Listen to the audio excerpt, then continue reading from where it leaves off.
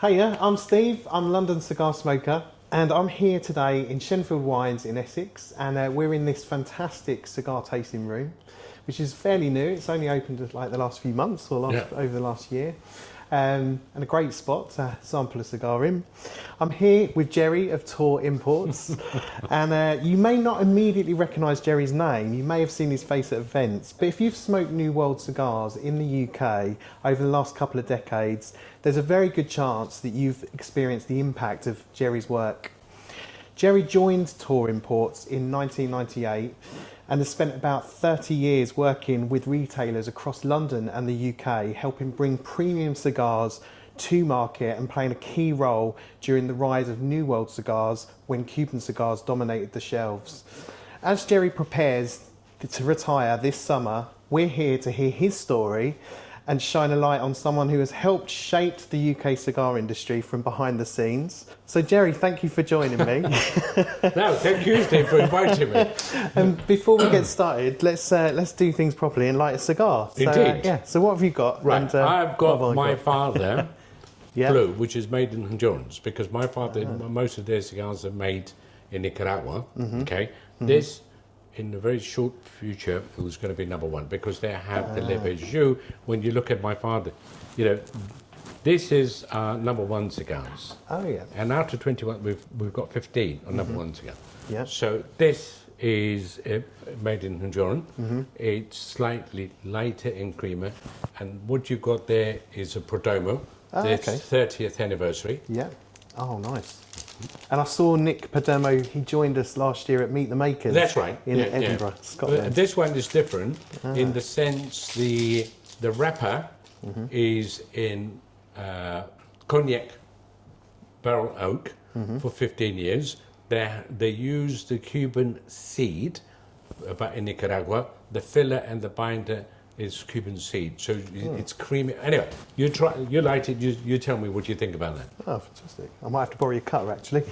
There you go. I haven't got mine on me. Oh, nice. Oh, fantastic.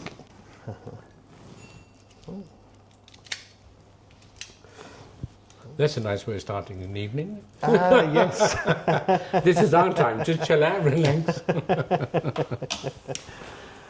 cut the cap. Then light the cigar.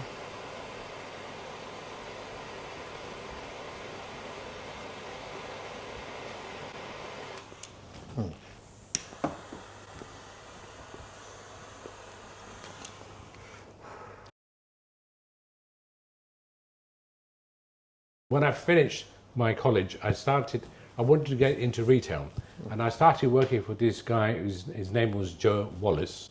He was based in Bank Station. He had a kiosk, and the kiosk was only open Monday to Friday. And every Friday we would have to do stock take.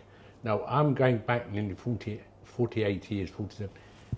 This guy in those days used to take £15,000 a week.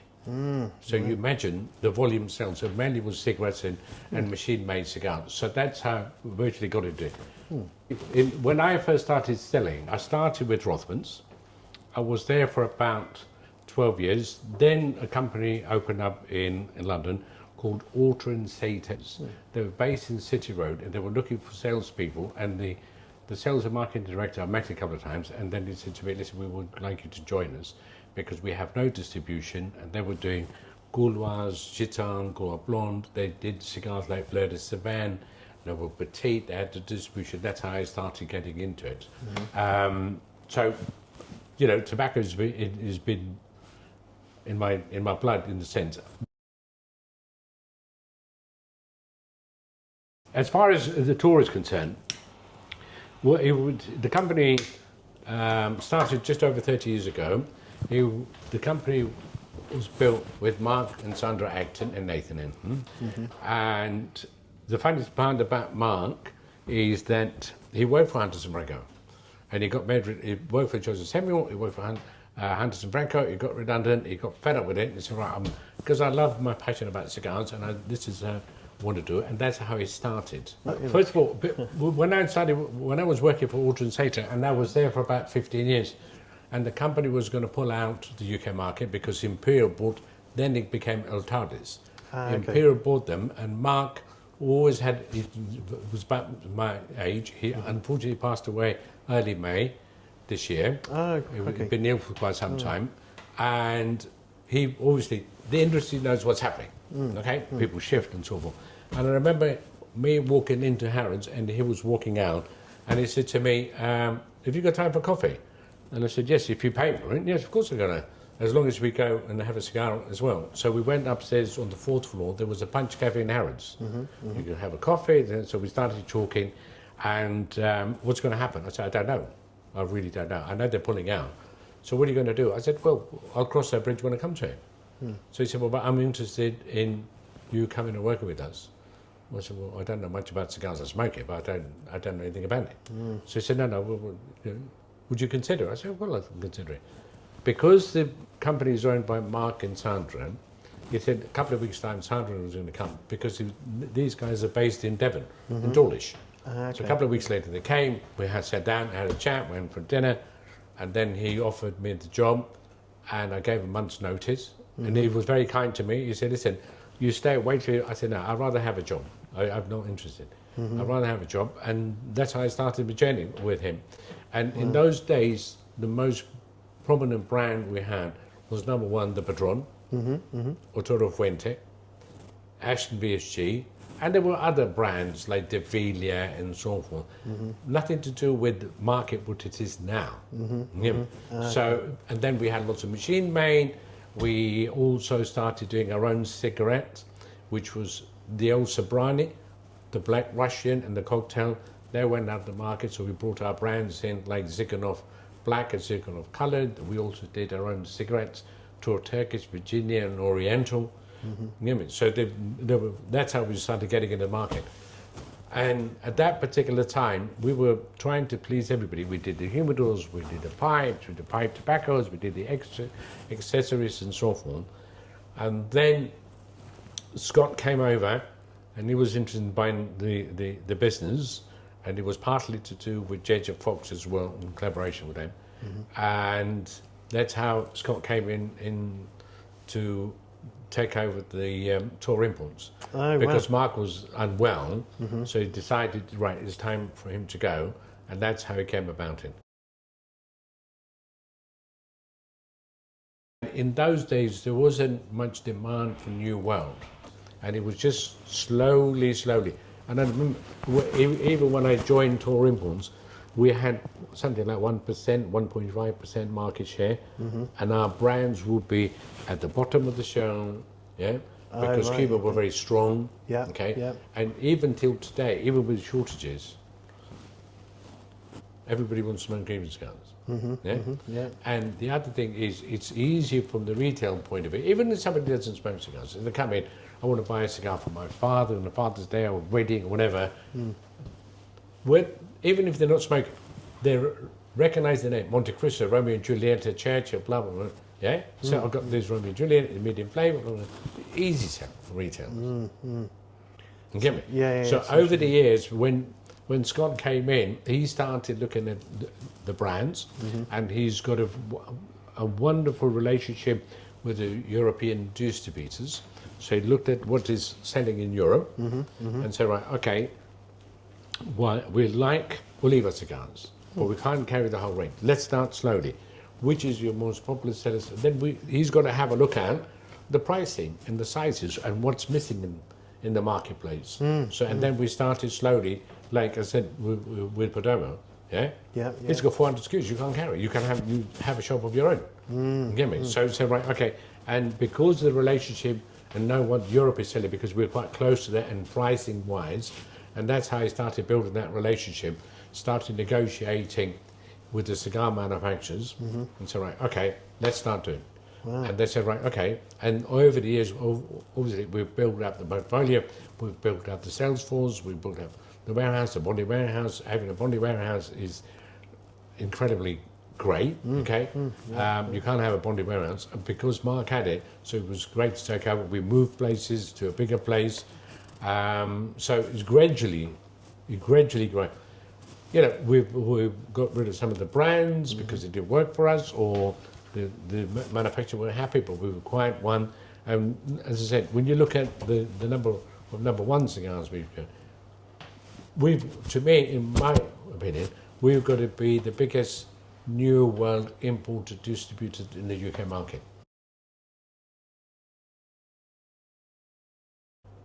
And the name came about New World. As we would go out, it was only me and Scott at that time on the sale, on the road. We didn't like the word retailers would use, non-Cuban. Oh, okay, yeah, Okay? yeah. They would say this is non-Cuban. So us non-Cuban, when you say non-Cuban, is you devaluing something. Yeah. It's inferior. Yeah, okay? no one wants to be a non-anything, do No, they? absolutely. No. And then because of the wines and spirits, and mainly wine, New World wines, whatever, this is how the name came about, and this is how we registered. Right, as far as the distributors concerned, like TOR Imports and other companies, we source the manufacturers, and how we source the manufacturers is basically, as TOR policy, is to have a look at the cigar manufacturers who do control everything, from seed to boxes and so forth, with heritage. So when we start working with these guys, we become one family, because it's not just a collaboration, we're working as one family. Because when you look at what they do, is manufacture the cigars, which put a lot of soul into it, and then we look at the market, the UK market, and then we decide, okay, these are signs we want. When you look at Potomo, he's got nearly 500 SKUs.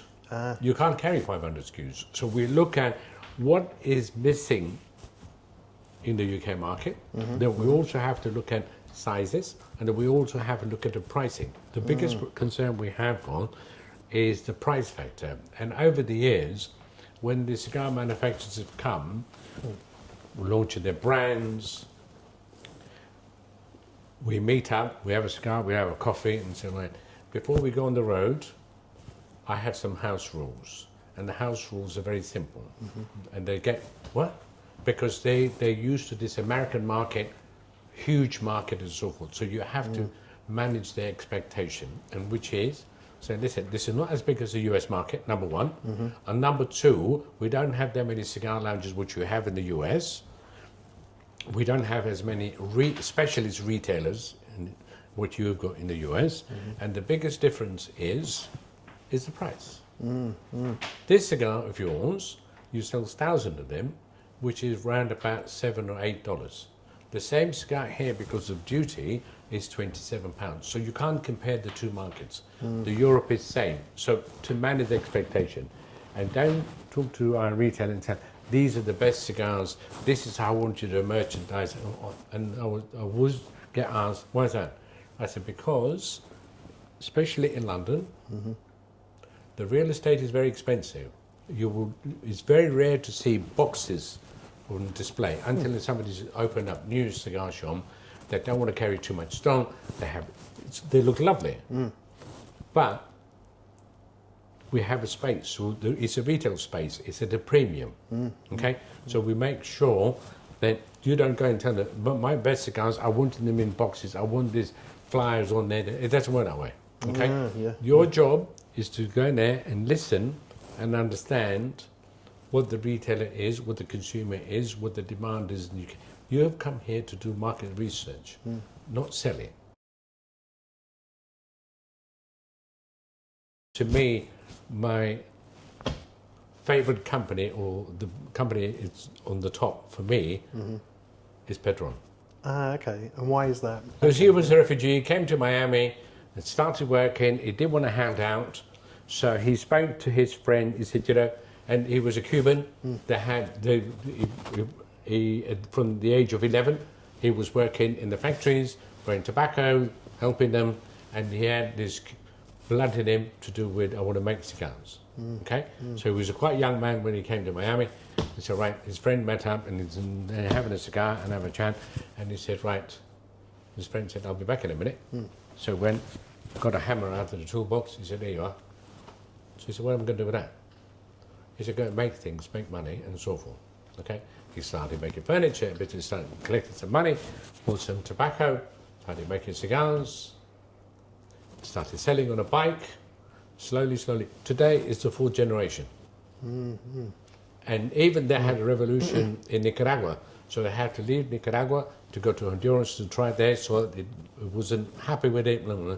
After the revolution, they came back. If you see their building, they've still got bullets of the revolution on their building. Okay, there's a reminder what they've gone through. To have 4 generations doing that, and this guy was so particular, it was incredible. Age of tobacco, because the family reserve has got 10 years of tobacco. Age of tobacco, make the cigars, rest the cigars, and if the date is on the 19th, if it says the 19th, you can distribute it. You can't go on the 18th, they cannot take them. So no, it says 19th. Do you understand that? Yeah, yeah. Okay? And it's one of the most incredible companies I've ever come across. They have a sales and marketing guy, his name is Cigar, and the first time I went there, I can't remember, it must be about 25 years ago, and as a young man, and it was the first time I visited Nicaragua, and we were having a chat, look at the brands and how well we were doing. So I said to Cigar, so if I want to open a shop in New York or somewhere like that, okay, and I want to get your products, who do I see? Who's the distributor? Who's the salesman? He said, we don't have any salesmen. Oh, crikey. We don't distribute. We distribute ourselves. He said, come, I'll show you. He had 2 A4 size folders. He said, these are the application form to open. We only make 4.5 million sticks. That's all we want to make. We don't want to make any more. Wow, that's quite interesting, isn't it? Wow, it's fascinating. Yeah. So he said, you want to buy cigars? Because we want to safeguard our company. We want to safeguard our brands. We want to safeguard the retailers who have been supported and honourable to us. So, and would that have been American audience? That would have been American retailers? No, mainly the Americans, right? yes. So that's already solid. Done. But nothing in the UK had come at that point. Okay, yeah. And then we started with their brands, and obviously slowly it started to pick up. And when you look at, I remember going to, the first time I went there, and we took retailers, I remember going to see the factory and everything else. They do everything. And the old man, it was 80 then, and he was sitting in his warehouse. His desk must be half the size of it. He's got boxes of cigars, he's got whiskey, whatever. Never spoke any English. So I said to his son, well, can you ask your dad something? He said, what's that? I said, I've been smoking cigars for 10 years. You know, when I look at people on YouTube and other people, they said, I can taste leather, I can taste cocoa and vanilla and roasted nuts. Well, I don't get that. I just get tobacco. Sometimes a bit peppery, bitter, but it's, to me, it's tobacco. There's something wrong with my palate. So he spoke to his old man. Before I realised, the old man was banging on the desk, going mad. So I said to the son, I said, I'm sorry, I didn't mean to upset him. And then they started laughing. So I said, listen, I apologise, I didn't mean to. So I said, no, what's it? He said, listen, these American consumers, they want to make a theatre out of it. Hollywood. It's 100% tobacco. Yeah. The only thing you're going to taste is tobacco. You're going to say bitter, you might peppery, you might get a bit of grass, you might get woody, like cedar wood, because that's where they've been resting for the last 3-4 years. That's what you're going to get. Yeah. Where all these flavours are to do with subconsciousness or something you've ate. That's interesting, isn't it? Yeah. You've had like vanilla ice cream, you can taste it, or you've had a rum, you've got that. It's the memory, isn't it? It's the memory exactly. of the aroma. Yes. That's what they say, isn't it? Yeah. Oh, that's quite interesting. I've got a question. All your cigars, apart from the 2000 3000 series, the Demas, how come all your cigars are box pressed? What's the reason? Number one. Number two, I want to know, what is the different smoking characteristic between a round cigar and a box cigar? Okay, yeah. Box press. What's the reason for box cigar? So first, the old man said the first reason is, when you live in Caribbean, okay, most of your lifetime you spend outside. We don't have house stress. Okay? Yeah. We were there, we were playing cards, and these round cigars kept rolling. And I got so tired of picking them up and cleaning the shit, I said, no, The easiest way to do is make a box press. It won't go anywhere. Isn't it? Which How makes simple. sense, doesn't it? Yeah, yeah. Simple but effective. And he wanted to be different. And part of it is accidental. And they realised, like LFD, Andalusia, which was #1 cigar. Yeah, it did well, Yeah. didn't it, in Cigar Aficionado? Yeah. Yeah. And what was the reason he created that? Because he was in Spain. He saw this mould. He loved the mould. He said, I haven't seen a cigar that shape. So he bought this mould, got this mould, made it, and then he started making cigars. So there's amazing stories how these people came about. Yeah, yeah. Like when you look at Don Pepin, how did he end up in Miami? Yeah. His wife went over there and working in the factory, cigar factory, this and the other, and the guy says, you know, I'm looking for a cigar. And then she said, I know one. He said, no, I want a good one. He said, got one. Who's that? He said, my dad. He said, well, can you bring him tomorrow? He said, no. He said, why is that? He's a Cuba. He arranged him to come. And look at it today. 4th generation in the cigar world. Yeah, still going and still going strong. So when you went out to Nicaragua, was that in, what year would that have been? 98 you started at TOR? 98 I started in store. 25 TOR, years ago, I reckon 2001, 2002. Oh, okay. Yeah. So that was the first time you went We out went to there, yes, Nicaragua. yes. And how many times have you been to Nicaragua and Dominican Republic over your career? Dominican The first Republic time- I've been twice. Nicaragua, I reckon about 10 times I've been to Nicaragua. Oh, well, okay. Yeah, yeah. And every time you go there, you learn something different. Although they're similar, but you learn, like when you look at what Padron are doing, very niche. When you, on the other side, you see what Perdomo is doing, the irrigation system, the fertilization system, the technology he's using, eco-friendly. Wow. Wow. In the old days, you just put the seed, you grow tobacco, cut it, make cigars, end the story. But these guys have taken it to the next level. Yeah. Yeah. And I guess this is innovation. At It its is innovation. core, isn't it? It is innovation. And growing tobacco, cross-breeding tobacco. Wow. Yeah. And then test it. And people say, oh, you know, so how long will it take this blend? Well, it could take 2 years, 3 years, because they blend tobacco and try a cigar and rest it, because when you smoke a fresh cigar, it tastes different than an aged cigar. When it's been rested for 45, 90 days, it tastes different. But that's the end product. When you look at LFD, the Flor Dominicana, being a jeweler, New York, got robbed twice. They said, this is not for me. I'm going to kill me one of these days. So he went and learned about grain tobacco, went to Cuba, spent a lot of time there. Okay. And I remember him telling us a story. He got a blend. He was very happy with it. Great. Made 40,000 cigars. Put it in to age them. Months later, took it out, smoked it, said, shit. Oh, no. Crikey. 40,000 sticks gone. So when you consider the value of the tobacco, the labour cost and everything else, didn't work out. I guess it's that trial and error, isn't No, it? absolutely. And then, like, iterating Absolutely. and tweaking stuff and then getting the Absolutely. right conditions for that. That's amazing. Yes. And what was the draw, you know, like, because I guess you're trying to get them, the cigars, over to the UK. What did they think of the UK at that point? UK and Europe is a tough market. But the problem with that is because they're trying to compare it to the US market. Okay. You can't. Totally It's a different one. Okay? They know it's a tough market. And part of the reason it's tough market because it's a premium cigar at a premium price. When you look at Germany and Holland, most of them smoke machine-made cigars, so it's cheaper. To upgrade that, it takes a long time.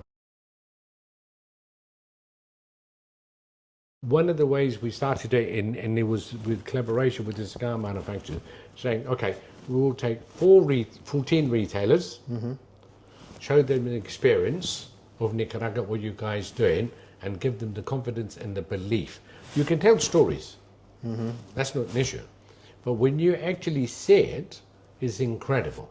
Ah, so hang on. So this It was to do with the hanging- retailers, taking the retailers, educating the retailers. Yeah. So you are missing opportunities with the new world. Because I was going to ask that question, like, how do you convince a cigar shop or a retailer to get New World in when they've got all these Cuban cigars? But actually, what you're saying there is you're taking First- them out there to the actual Well, place. first of all, we started doing that, getting the retailer Yeah. in there and seeing. And the beauty about these retailers going, quite a few of them have been to Cuba. Havana festivals and so on. And when they come over to Nicaragua, there's quite a few factors that you've got to see, number one. Okay? Yeah. In Cuba, they only see the rolling room, maybe some of the tobacco, aged tobacco with it, nothing else. But with these guys, you see from start to finish. They take you on the farms, because the time of the year we go is end of January, early February. That's the seeding time, taking the tobacco on and everything. So they see, and also the cigar manufacturers go because they've got the aged tobaccos to make. So to educate them and share that knowledge and experience, okay, this is what it is. And also the understanding, yes, this is a new world, but these are the Cubans who are making these cigars. Okay, so then there's that historical connection. Historical connection. And because they're smoking cigars, yes, they think, wow, yeah. I'm looking at it, this is amazing. Because when you look at even the price difference, you look at about 15 quid, easy. Even in those days. Okay, so hang on a minute, I'll try that. So that's phase one. The phase two comes in to do cigar events. Okay, for a guy who smokes cigars, I'm asking him to spend 30 quid on a cigar. Yep. Is he prepared to take that risk? No. Okay? The retailer can try as much as he'd like. Like, for an argument, a Cuban smoker who's only one to smoke Cuban, you can say, right, this is my father, Le Bijou, was number one cigar, Padron, number one cigar, my father, the judge, number one cigar. Doesn't mean nothing to him. Who's buying cigar? So to us, the next phase was to start doing events. Okay. Right. So, but when was that? Because I thought there was a big cigar event boom after COVID, but was cigar events running a lot longer than that, a lot earlier than that? So a lot earlier than that. What was the timeline of that? You know, the time that I reckon we started in about 25 years ago. Oh, okay. Slowly started doing those events. The problem we've got with the events, number one, when you look at most retailers, like we spoke about this particular retailer, they've been there 150 years. They don't have a sampling lounge. Okay? So what they're going to do events. And say, right, okay, let's have a look at venues outside the shop. Pubs. Yep. At the back of the restaurant. Let's start doing it. You'll probably get 1 or 2 people, 4 people, 5 people. It's building that community, building that. Now, when you look at the people like James Byrne, I remember doing the first event with him. Is this James Barber? James Byrne. Oh, James Cigar Byrne, Nights. Yep. Oh, okay, yep. The first event up to Midlands on a Friday, on a pissing day and cold, and there 5 people turned up. Yeah. Today he hosts 30 to 40 people. On the boat he gets over 70 people. It's just enjoying, because we've got one thing in common, which is this. Yeah. And then they build up relationships. So the next phase came about doing events. Right, let's do events to educate the consumer, to create that atmosphere, to build that community. And with some of the pubs, because we said, right, okay, let's go and have a chat with them. So we're trying to build local businesses. And what are you going to do? I said, right, you have a yard at the back, okay? What is your quiet day? It's a Wednesday, okay? So we would like to bring 10 people in, okay? We're going to corner that off. We're going to do a cigar event. The benefit to you is, number one, we bring in new people in here. Number two, they can buy their own drinks. We don't provide drinks, okay? Number three, we'll order some food. So everybody gains, okay? So slowly convincing, outsourcing, and say, right, okay, let's build that. And obviously it takes time to build. It takes time to build. And when did you start bringing people over from Padron, Nicaragua, Dominican Republic, over to the UK to do these events? Only on well, that started roughly at the same time, because as we started doing events, and because looking at the social media, these guys are going to the big events in the States, okay? So one of the learning or teaching them was to get them at the trade show. When you go to PCA, yeah, and they come to our trade show, or they go to Dortmund, now our trade show is nothing compared to what they've got, okay? Or even Dortmund. So making them realise, hang on a minute, it's a very small market, but you're an important player in it. So what we need some help and support by you coming over if we're going to launch, like for an argument, say the new Patron 60, okay? Yeah, yeah. So we're going to say, right, okay, we want to launch it, official launch, come over. So it's a long way for them. It's additional cost. They're very busy people. So you have to be selective to bring them over. In the past, what they had was brand ambassadors. Oh, okay, so representatives on their behalf. And these guys travel something like 300 days a year. Okay, yeah, just going all around. All around. They will come to Europe, and they will go all around Europe, come here, and then fly back. There's no point in just coming and doing the event and go back. So it's got to be worth their while, and also the retailer. So that's how we got them involved slowly, and that's how it came about the Meet the Makers. Oh, okay, yeah. Because to say, right, okay, now there's people who can't afford to go to Nicaragua. The reason is financial, partly, and the other reason is shortage of staff. They can't shut the shop for a week and just go to Nicaragua. It's not a jolly. They have a business to run. So, okay, let's get them over. Okay, yeah. So that was the idea. I'm going to, but that was the idea. It's a continuation of saying, hang on a minute, how are we building this business? Okay. Yeah. And then when COVID happened, obviously you couldn't do events. Yeah. So we started doing on social media. Yeah. The events. Remotely, isn't Remotely, it? Yeah. On Zoom calls. and that kind of thing. And so retailer would invite his customers, and then we'll do a factory visit with Juan Martinez or anybody else we could find. So, okay, take you around the factory, talk about the brand, what they're doing, what's new, and so forth. So get them closer. Yeah. Building that relationship. And then when did you see a difference or a change in the market? Because, over the years as a consumer, like I definitely feel, and when I travel outside of the UK, I see a lot of people smoking a lot of New World cigars. When did that change? When did you see an increase in demand for that? Was there a period of time where you saw an increase in demand of New World cigars, or had that work paid off? The work had paid off because partly it's around about, I reckon about 13, 14 years ago, when Scott came on board, he started looking at other companies, okay, and saying, right, okay, I think these guys have really done an amazing job. Our European counterparts are doing what is happening in the US market. People were traveling a lot. They're buying cigars over there cheaper, and obviously some of the cigars we can't get them in the UK. So we said, hang on a minute. Now we could use the social media.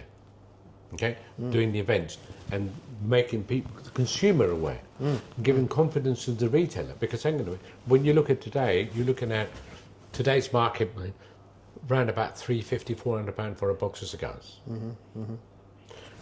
He doesn't know whether he's going to sell it or not.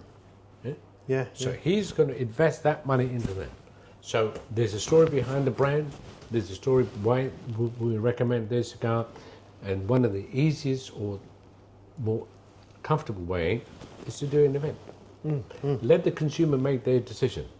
Yeah. And let's get the feedback, what they think, what the UK consumer feels and tasting. Okay, let's interact with these people. Get the feedback. Be part of that community.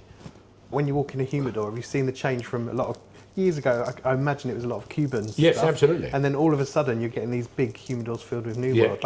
Has that been a gradual thing, or has that been a? No. It's been a gradual. It's been gradual. It is slowly. Because at the end of the day, to me, over the years, what's been is building confidence in the retailer. And the only way you can build confidence in the retailer is say, right, okay, what cigars are you selling? What's your most popular cigar? Okay, what's the reason for it? Flavor, strength, size. Okay, so I think this is the brand for you. Okay, and the reason we say that because we've looked at the consumer, because he's got the data. Okay, and so we can try that. Okay, and give him product knowledge, giving the confidence. This is 96 rated in the cigar aficionado. This is the page of the cigar aficionado, which is so he's got a story to tell. It gives him the confidence to tell. Yeah? Yeah. I can't say, well, try this, my father blue. It's a new one from Honduras. What does that mean to me? You tell a story about who these guys are, what they've achieved, where they're going, so we take them along with us. From the manufacturer to the distributor to the retailer to the consumer, because that's the guy we're looking at. That's interesting. So he started to grow from having them partly to do with his guides traveling, and then other people who didn't go to Nicaragua or Dominican Republic thinking, anyway, I'm missing out something. But these guys didn't. So, and then obviously they look at the website, what they're selling, missing out and so forth. And then the COVID happened, the market changed completely.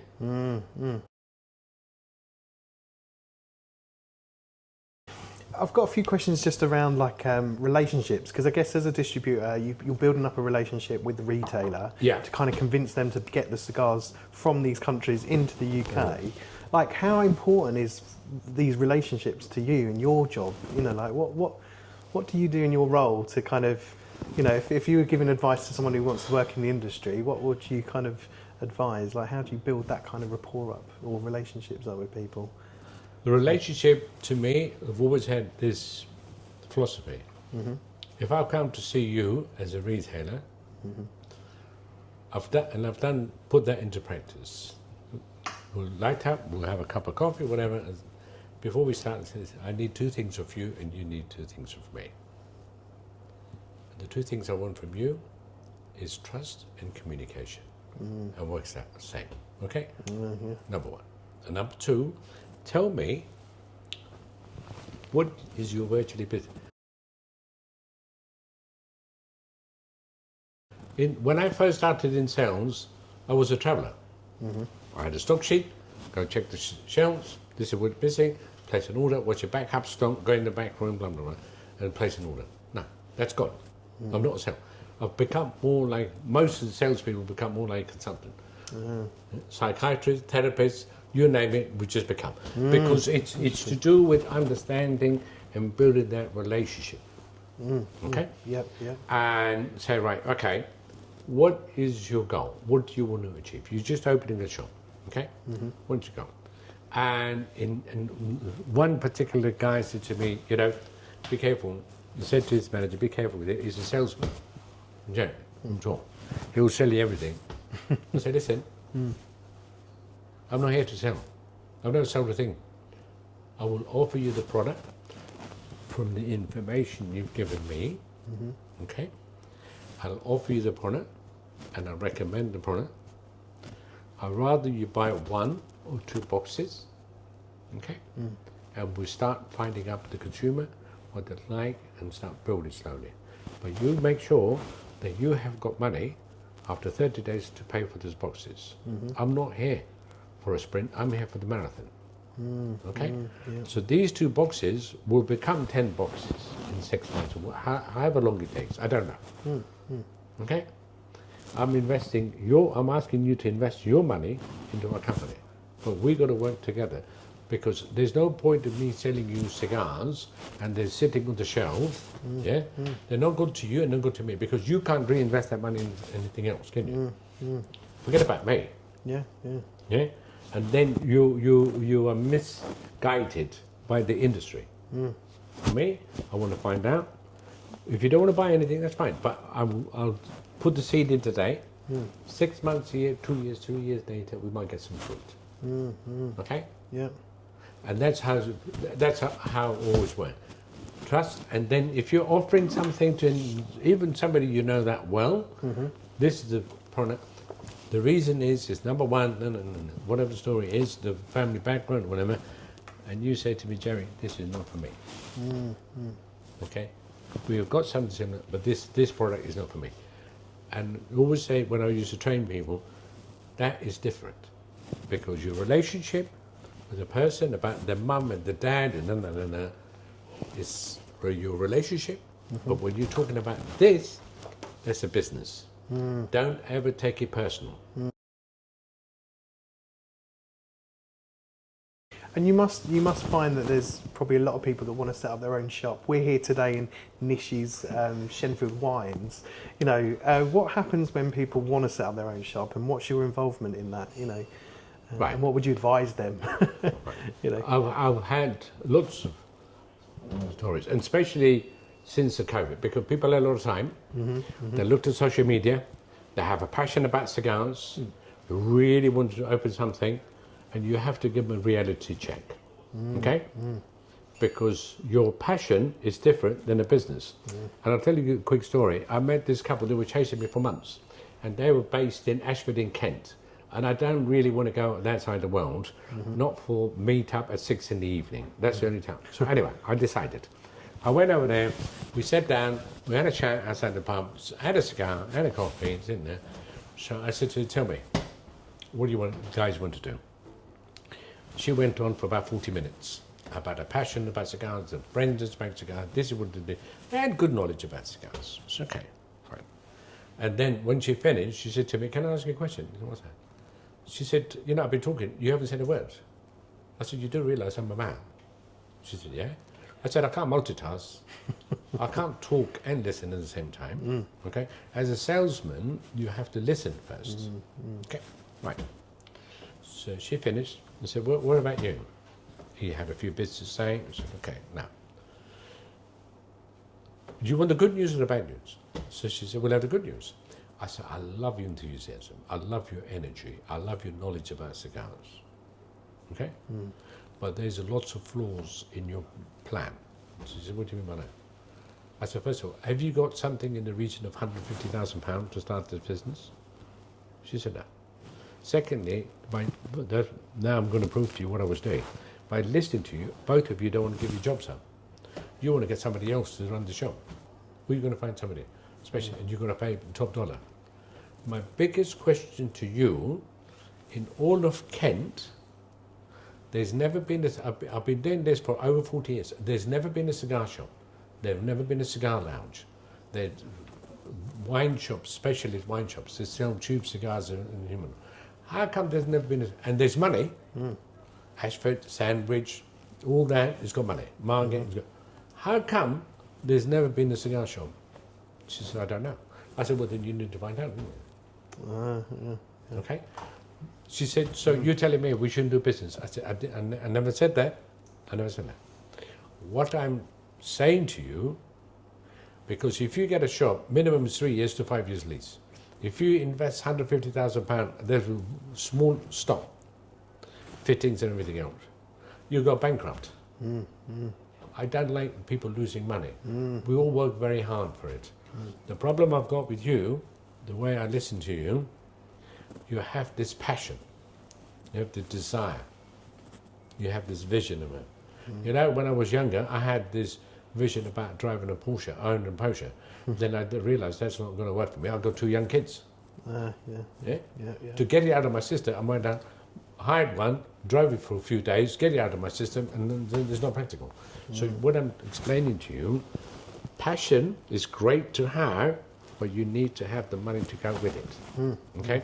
So sometimes you have to be realistic, and more so since the COVID, the cigar maker, whatever, when there's an inquiry to the office, they send the inquiry to us. I never ring them, I never email them, I ring them up and say, right, I want to meet. I want to sit down face to face and understand where he's coming from, where does he want to go. To guide him in the sense, you have a passion, okay?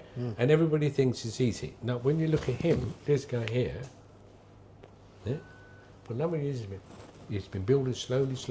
Today, we sit here and you think, wow, you have an amazing job. You've turned that in. For him to get this into something, the amount of money and headaches and investigation is done is incredible. Yeah. And I remember coming here a few years ago, and I saw this room, and I thought this looks like the royal contender to be a wonderful sampling lounge. But it's taken a long time, isn't it? Absolutely. To get that and that commitment.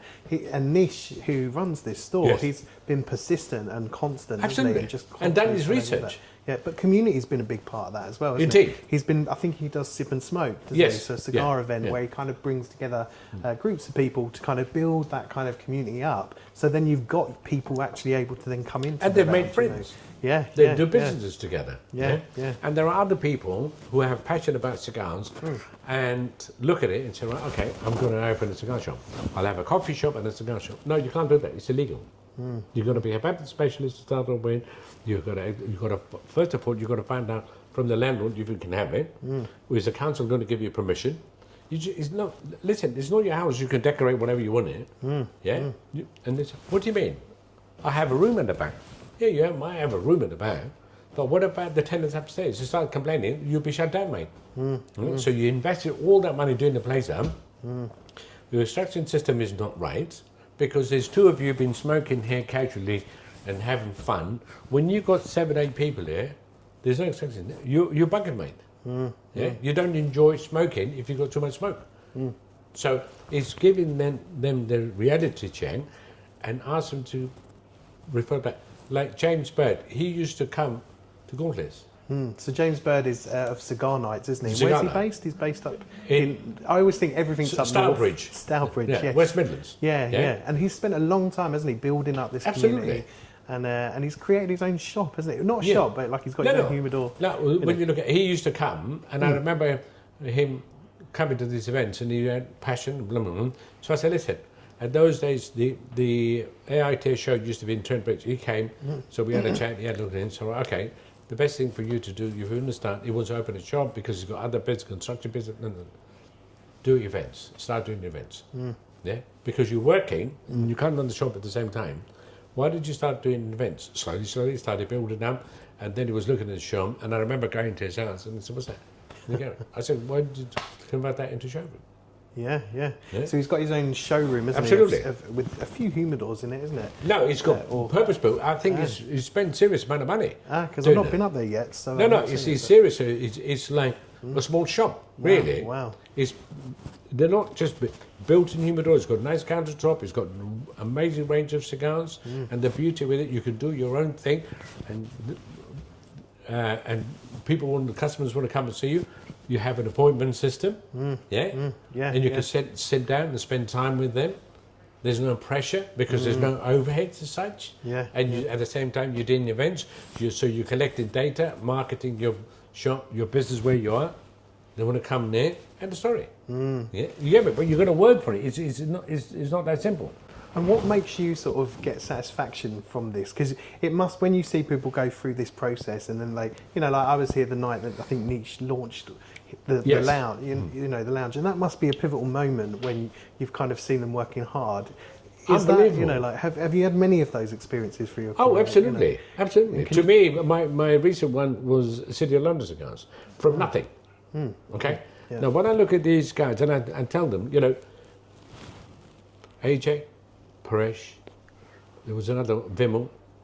These guys were the first Asian, and they had it quite tough. And I'm going back 30 years because these are new kids in the block. What did they know about cigars and so forth? It was completely different. Wow. You guys come in, the back is broken. You guys are born with the chip. Okay, they had to learn about the technology. You've got the investors behind you. They're like the OGs, the originals, aren't they? That's it. Yeah. Okay, so they've set the scene. So to set the scene, they got your pathway. You have an investor, so you got to make it work. In the sense, make sure that everything is done right, legal, and everything else. You get me? So to see them be successful, and also when you look back and to see people like Edward and Eddie, okay, Davidoff of London. Davidoff of London. Yeah. When you look at him, you think, I take my hat off to him. He doesn't need to be there, but he's there every day. All very smart, isn't he? His sons run the business, but he's there. There's so many of them. The sacrifices they made, the risks they've taken to build the business up. You get me? Some of them have lost money for whatever reason. And that's the success. So like him, to see him from small humidors to get that, to get 15, 20 people and hopefully do an event once a month. Sam's Aroma in Colchester. Yeah, this There's is two a recent women. one. Yeah, they've done a fantastic store, Yeah. store there, which opened, I think, this year, didn't it? Last year. Last year. Last year I you think I opened went up, February. Yeah, Yeah. and they opened a lounge, and these women didn't know much about cigars. They like lifestyle. Yeah, and I remember, I think February the Hunters did an event. We did it in March. There's 20 people turned up. So he says, "Oh, you know," I said, "Listen, there are established people who more or less get between 7 and 10 people. You're new kids on the block. To get 20 people in Colchester with an amazing sampling lounge, you're getting there. There's no fast track. Yeah. It's slowly building up. Yeah? It's not overnight success. It never will be. Never will be.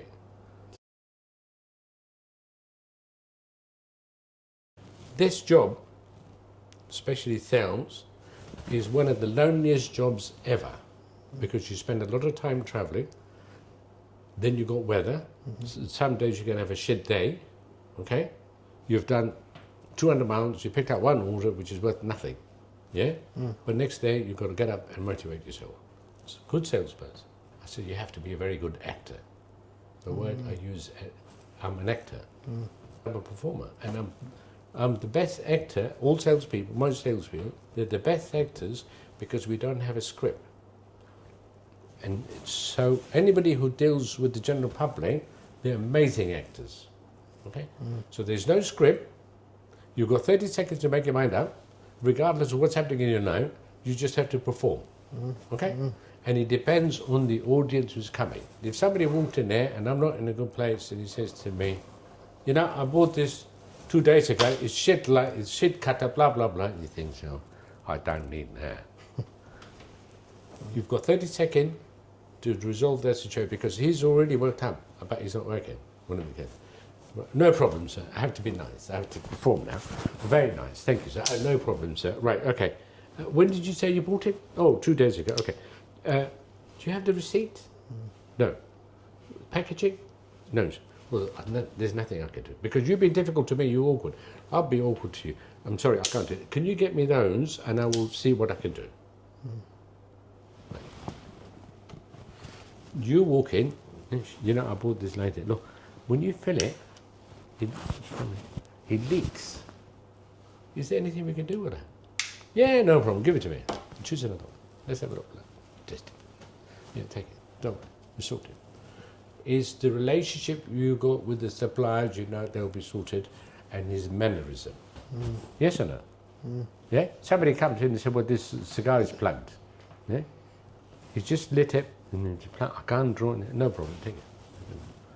I come with a cigar this size. This is plugged. I can't smoke. Isn't it? No, isn't it? Yeah. Is that much left? What? What's the matter? It's plugged. I really struggled to smoke. What would you like me to do with that? Can you change it? Can you replace it? Are you winding me up, Sonny? Isn't it really? So, am I right or not? It depends on the consumer attitude. Because your job is to help and let them enjoy that experience, isn't it really? We're in the service industry.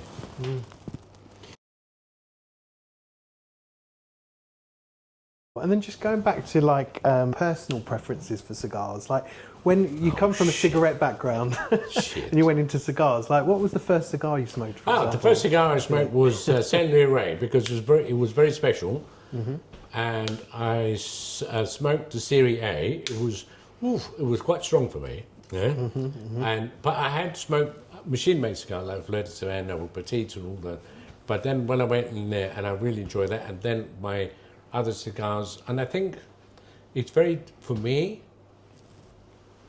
my favourite cigar is this. I'm enjoying it. Okay. Yeah, okay. Yeah. When people say to me, when you look at a portfolio, I have few go-to. My top one will be Padron. No question. I was going to say I could probably guess that from the experience. No, because of the interesting. heritage and what they do with the tobacco and so on. But any New World cigar, and I smoke everything across the board. Everything, even Cubans. Yeah, because I want to learn. I want to test my palate. You get me? And to me, my everyday two favourite cigar is the one I'm smoking now and the one I'm going to smoke tomorrow. But to me, when people say, How do you choose a cigar? That's the only way I choose a cigar. It depends on how much time I've got. What sort of strength have I had? Have I known? And what space do I want to be? Just choose that cigar and enjoy it. Don't worry about it because it's leisure. This guy asked me, he says, is there a cigar you don't like? If you smoke all these cigars over the years, I said, listen to me. Yes, I have smoked cigars. I don't like it. And I'll tell you one. When I was in Nicaragua, I went to Dura Estate, and they make this acid blonde. It's really sugar coated. Flavoured cigars, yeah. It's like having a candy blonde. We're sitting in the pool, lit the cigar up, and I thought, shit. Right, put that down. I picked up my phone, I walked away, pretending I had to make a call. In Nicaragua, there's no network. I came back, and I went over there, sat on the other side, picked up another cigar, and well, okay. One of the guys who worked for them came across and said, hello, how are you? You all right? And we've been on the bus all day. So he said, you okay? I said, yeah, very well. And you? He said, very good. I said, can I ask you something? I said, what's that? He said, you lit that cigar with it, you left it. What's wrong with it? I said, listen, if I want to have a candy floss, I go to Fun Fair. I want to smoke a cigar, I want to have tobacco. That is full of candy. He said, you know, that is one of our biggest seller in the United States. Yeah. I said, well, there's no accountability for Americans, is it, really? No, but when you look at the flavour of cigars in the States, it's huge. Yeah. I said, and that was, I was trying to explain, right? It wasn't to my taste, but it doesn't say it's a bad cigar. It doesn't suit me. Yeah. But they sell millions. You get me? Like when you look at Hamlin, the old days Panama, and people smoke that. Yeah. It's not saying it's a bad cigar. It suits their pocket, it suits their time, whatever. It's good for them. So I can't say that's a bad cigar. No. Any handmade premium cigar, when you look at the time and the effort it makes to make that cigar, you can't say it's a bad cigar. It's not to my palate. That's a different story. Isn't it really? Yeah, it's interesting. Because I remember used to having King Edward cigars, and I used to think they were great. And then I realised, he's what have I living the missed dream. out? He's living the dream. But then I realised, you know, there's a whole different world of cigars. No, out there, absolutely. you know, But you've got to start somewhere. Yeah. You've So got they to can start- sometimes be entry point cigars. Yes, can't they, absolutely. to get you in, and that Yeah. curiosity. Yes. You know, And that's a starts to kick perfect off. start to start off with because it's that sweet. Yeah. It doesn't blow your mind. You can, because if you're a cigarette smoker, you can inhale a little bit. It doesn't make you sick, whatever. So it's a nice way of learning, you know, culturing yourself. It's incredible.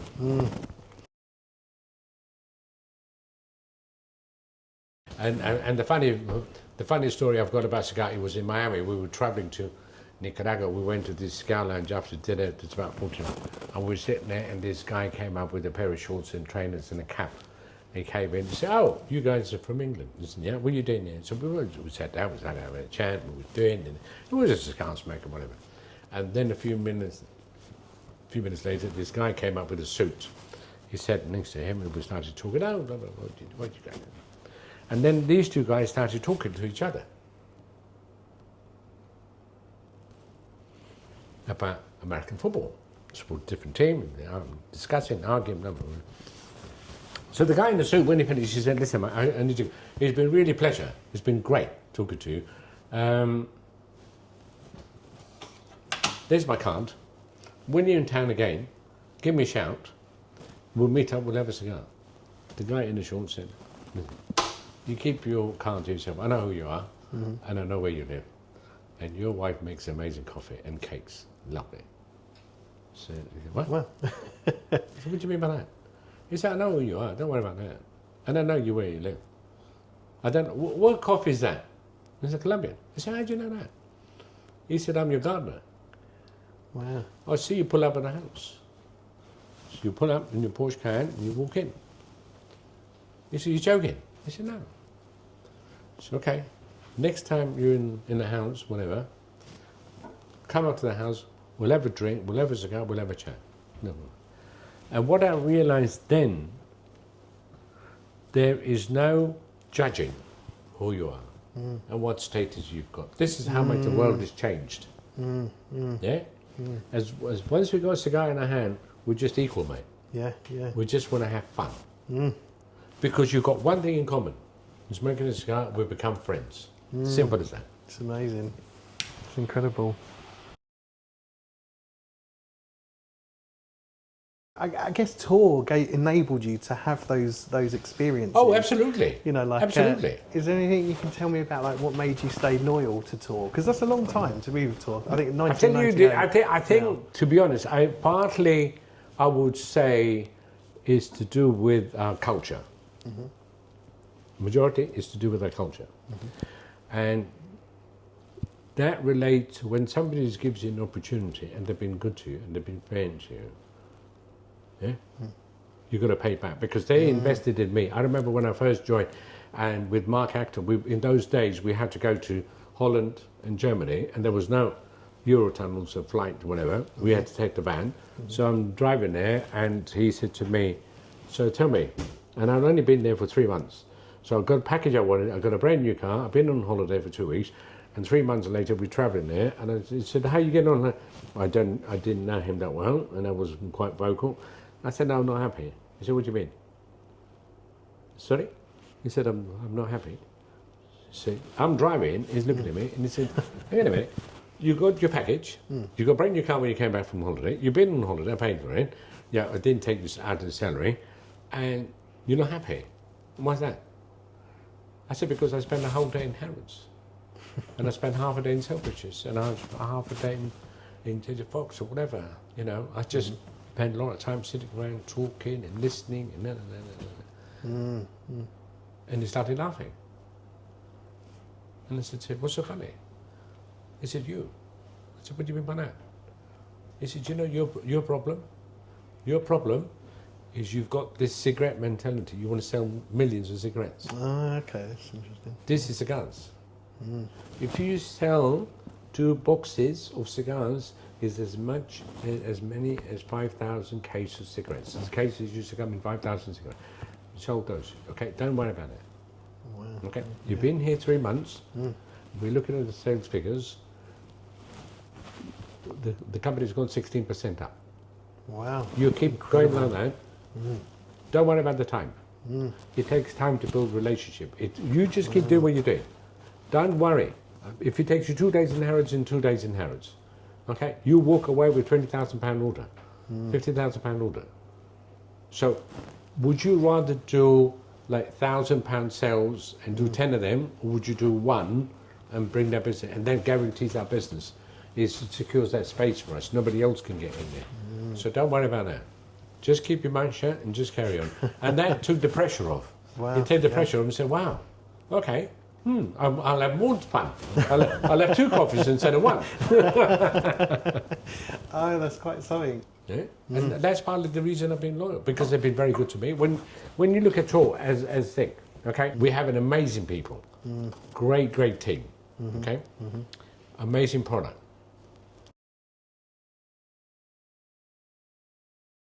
And how do you think the industry, you know, like you're coming up to retirement now, Yeah. so like that's going to be a massive loss, surely, to TOR. No. You know, when that happens, No. tell me more. No. Yeah.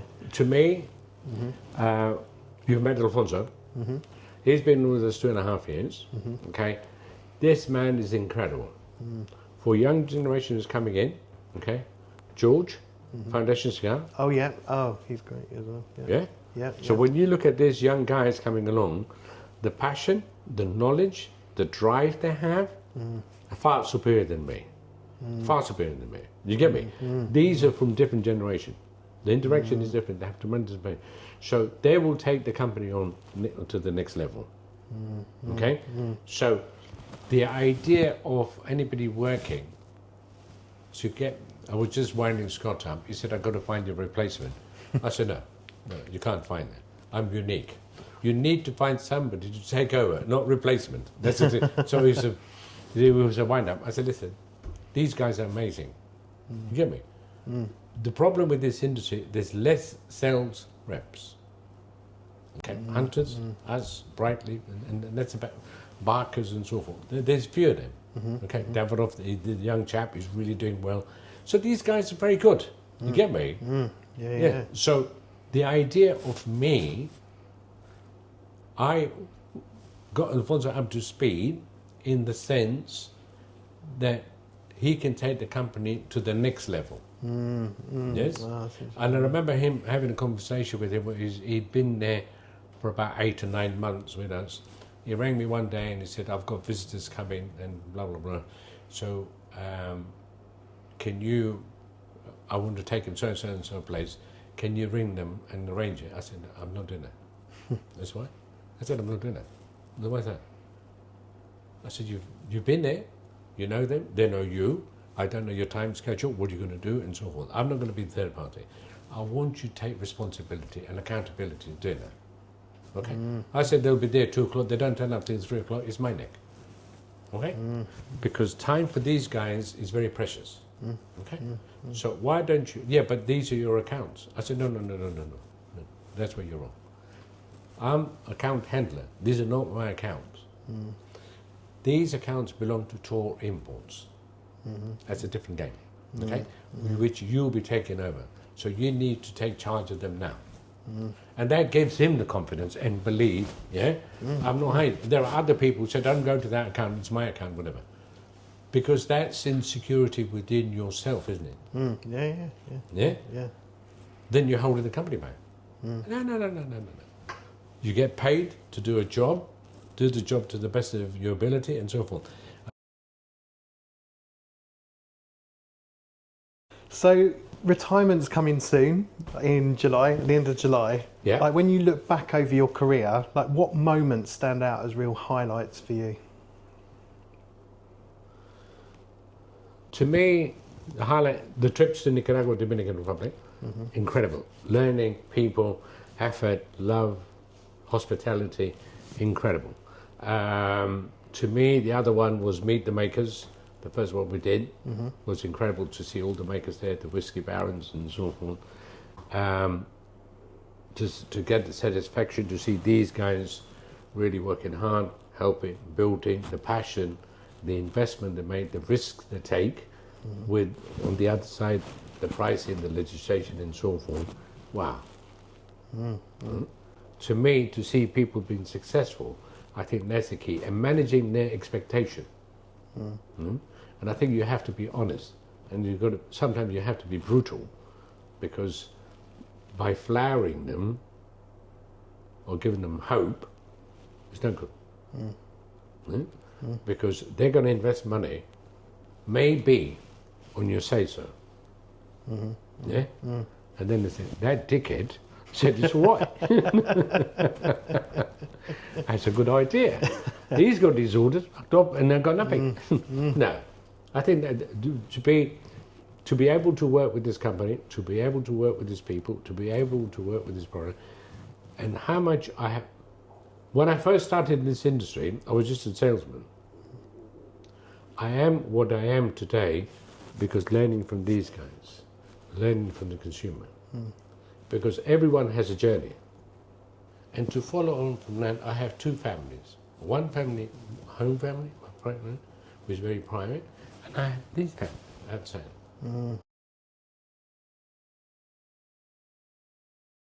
As you step away from the industry, what would you like to be remembered for? On all honesty, I would like people to think of me that I've been quite honest and helpful and supportive, and to see them being successful. That's what I'd like to be remembered. It was all right. It wasn't great. It was all. It made me laugh. No, but I think it's the relationship. At the end of July, what you got planned after the retirement? Like, is there a little trip on?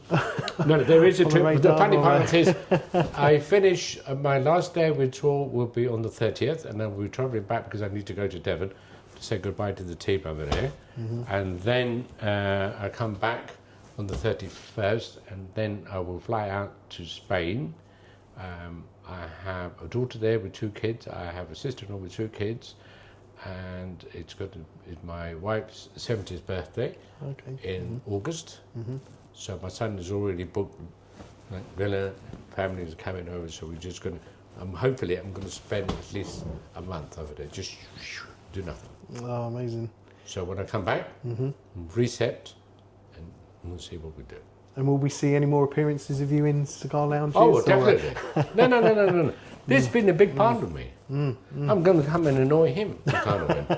And like we were saying to Alfonso, he said to me, listen, because we have a good laugh, it's a good working relationship, it's amazing.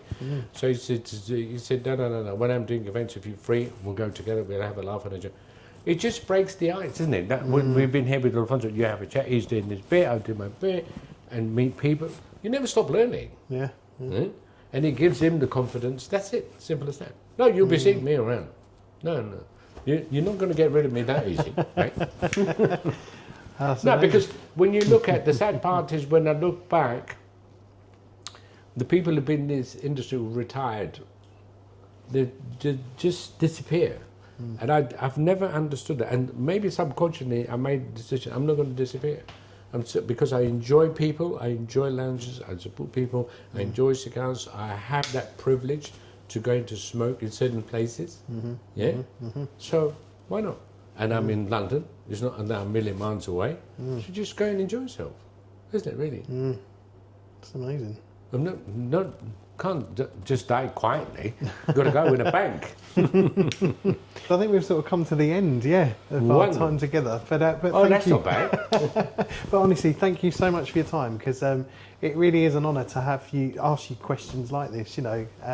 It's thanks to him winding me up. So we're talking to Nish, from Shenfield Wines, and it's great to do it in such a lovely cigar space. Absolutely. And I remember just coming in a few times at several points, like when it was just the humidor, and now it's also the lounge. But it's really lovely to see this grow. And when I went to that event that Nish Shenfield Wines held a launch event, I think it was, and it was just really nice seeing the whole place full with cigar smokers in there. And actually, I've kept in touch with some of them, and I'm going to meet up with them at some of the cigar events that are coming up later this year. So it goes to show that kind of long may it continue, sir. Yeah, it's all about that. It's all about onwards and upwards, and people isn't it? You meet. We've invested enough, plenty of headaches, isn't it? Trial and tribulation, isn't it? Yeah. We'll get there. No. But it's been a real pleasure to thank you, and so thank you, so sir, much. hosting us. Amazing. My pleasure. Over and out. Thank you.